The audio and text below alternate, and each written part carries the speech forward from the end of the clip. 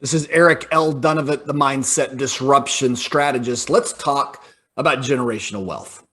More specifically, the 6 principles that will completely unlock generational wealth for you and your family.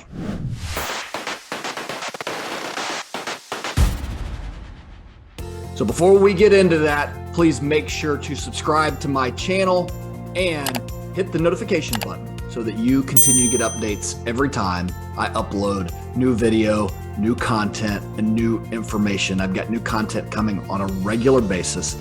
And if you're a family or business owner concerned about making a kingdom impact and creating generational prosperity, you don't want to miss a single video. So, what are the 6 principles that will completely unlock generational wealth? Well, I'm actually excited to walk you through these because as I've studied hundreds upon hundreds of families who have succeeded in building generational wealth, I don't know a single one that wasn't following all 6 of these principles. So let me tell you, if you're a person who's like, I want to build generational wealth, I want to bless my family for this generation and beyond, but one of these 6 principles doesn't sit well with you, you're going to struggle. You're going to hit some roadblocks because your priorities are in the wrong place. These principles are game changers. So let's talk about principle number 1. Principle number 1 is your top asset is your family. Let's say that again. Your top asset is your family. It's not anything you can put on your balance sheet.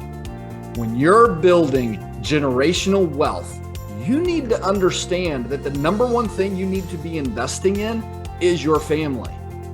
Not my business, Eric? No, not your business. The number 1 thing you need to be pouring into is your family, because when you didn't have your business, you had your family. And after your business is sold and gone, you still got your family. And if you don't have your family, none of anything else matters. These are the people who are going to take care of you. These are the people that you need to love. These are the people that you need to pour into. And if you don't see them as such, you end up with a really shallow life. And if you talk about just accumulating things from a financial standpoint, if you don't have family, how empty does that become? Because stuff is not relational. Money can only buy so many cars or so many vacations. But if there's no one to share it with, no one to have an abundant life with that goes deeper than what you have nothing. So, principle number 1, top asset is your family. Principle number 2 goes hand in hand with this a little bit. It's this idea. Your top investment is your business. Now, let me explain this in a couple of different frameworks so that you understand. If you want to build generational wealth, your top investment is not with some investment guy down the street. It's not. Your top investment on this side of heaven more than likely is going to be in a business. When I've seen generational wealth created, it's been inside of people who've been able to take an idea, turn it into a business, and multiply that investment inside of business. As a matter of fact, most business owners have very little business taking money out to put into traditional stock market investing or whatever, because the business run really well will run circles around what any investment portfolio could do.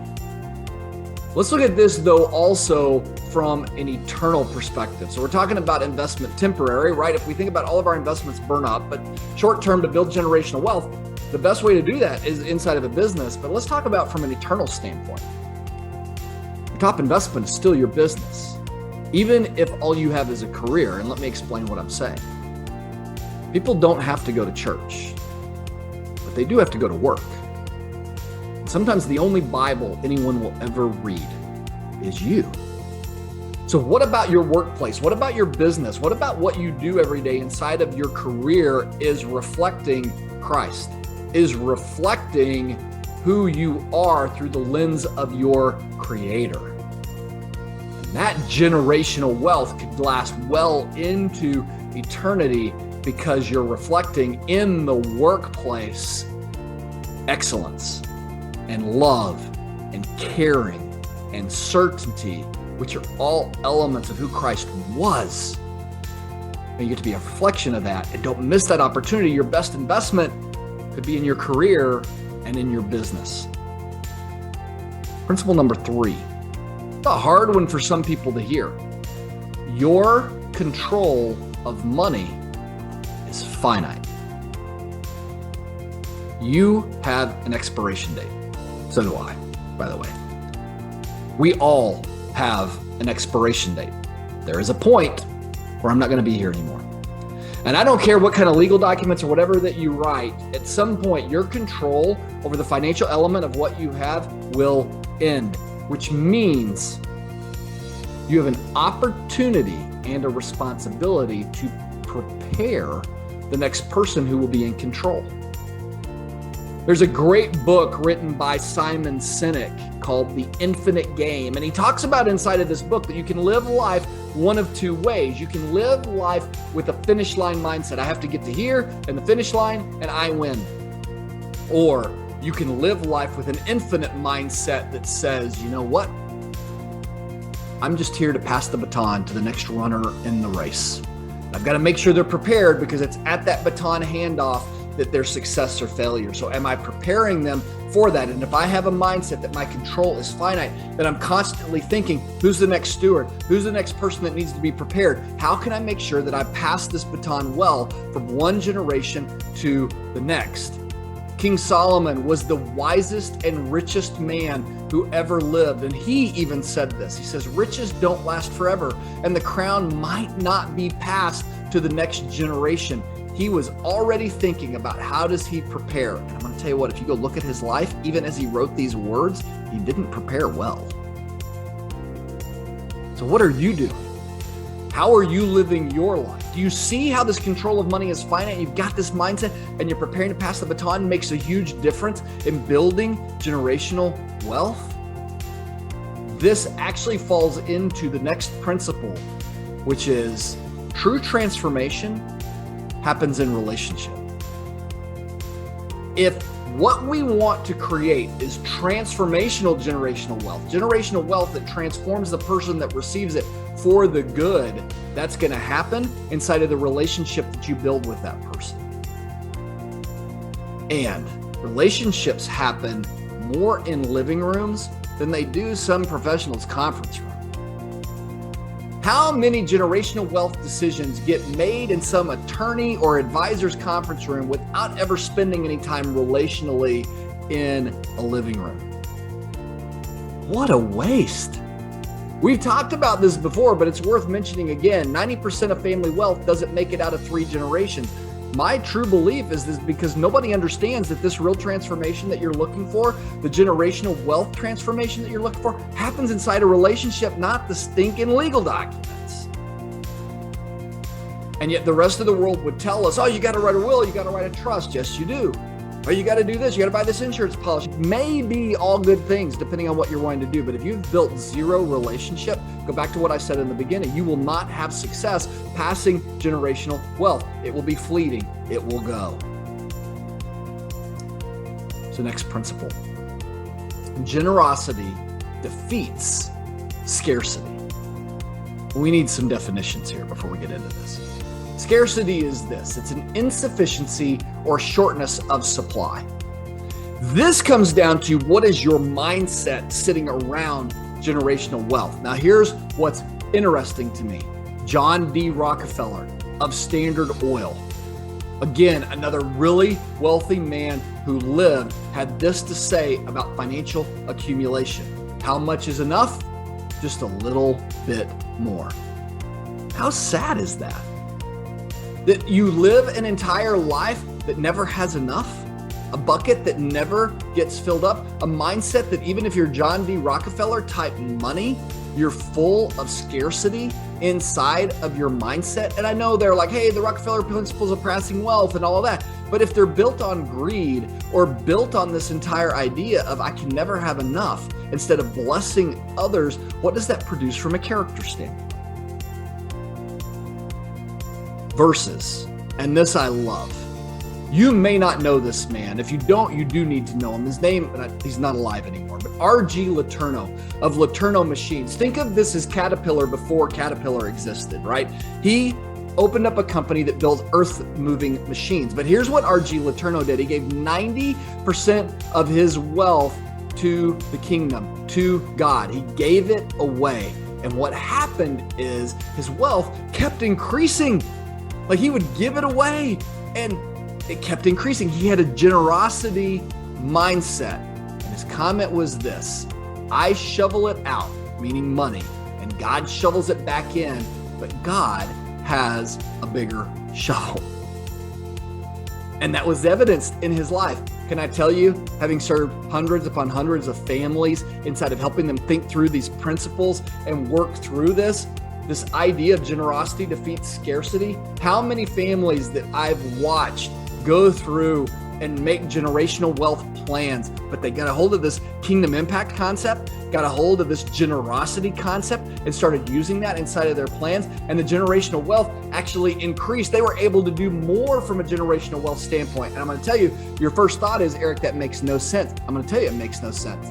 But there are some tax incentives for being more generous. But the other side of that is, what about the God incentive of, now you're following my plans and my ideas, so I know that I can trust you. I know that I can bless you more. And that is a reality that I've seen inside of families who have this principle that generosity defeats scarcity. They understand that things outside of themselves are more important. And I've actually watched their generational wealth, as I said, increase because they're embracing generosity instead of this idea of protection and idolizing and trying to bring in this whole scarcity mindset. Last, but certainly not least, the sixth principle that will transform the way that you think about generational wealth is this: today echoes through eternity. You understand that in the scope of eternity, our lives are but a blip, just a moment. But everything that we do in these moments echoes through our internal impact. I talked about that when we were talking about your top investment is your business. Because today echoes through eternity, there's a way that we go and do business. There's a way that we go into the marketplace and think about that because we make an impact. But not only that, Scripture has this to say. It says, for we must all appear before the judgment seat of Christ, so that each of us may receive what is due for the things done while in the body, whether good or bad. Now, this is an interesting scripture. Because as I've read it and looked at it in context, everyone says, well, I'm going to stand before the judgment seat. It really seems like there are two judgment seats. One for those who have accepted Christ and not. That is not this one. Like, is your name written in the book of life? You hear that a lot, right? But this is a separate one. This is standing for a judgment on the things done while in the body, whether good or bad. And I'm going to tell you what my impression has been of this is. This is where God is going to show us the movie of all the things we could have done if we only would have responded to his call. All the things that we missed. More because he wants us to see everything that could have been and his love and his graciousness inside of that. And I want to do everything I can to understand the impact I'm making on eternity today.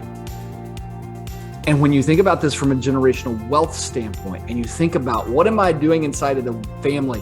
What are we doing for generational wealth that will echo through eternity? How do we impact the generations from a kingdom standpoint and from a wealth standpoint? And the two go hand in hand as we continue to talk about. So we look at these as a combination, all six together, right? What? One, your top asset is your family. Two, your top investment is your business. Three, your control of money is finite. Four, transformation happens in relationship. Five, generosity defeats scarcity. And six, today echoes through eternity. Take all six of those principles and put them on top of how you structure and build your generational wealth and see if it doesn't just completely create a transformation on how you were thinking about it. It's a whole different trajectory.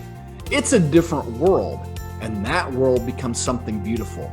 A world beautiful in kingdom impact, a world that's beautiful of generational prosperity because You're focused on the things that matter and the things that are on God's heart, not something that the world's distracting you with, but you're building relationships and having conversations that will echo through eternity. You're having conversations that will make a real difference in this generation, the next generation, and the generations to come. And isn't that what generational wealth is all about?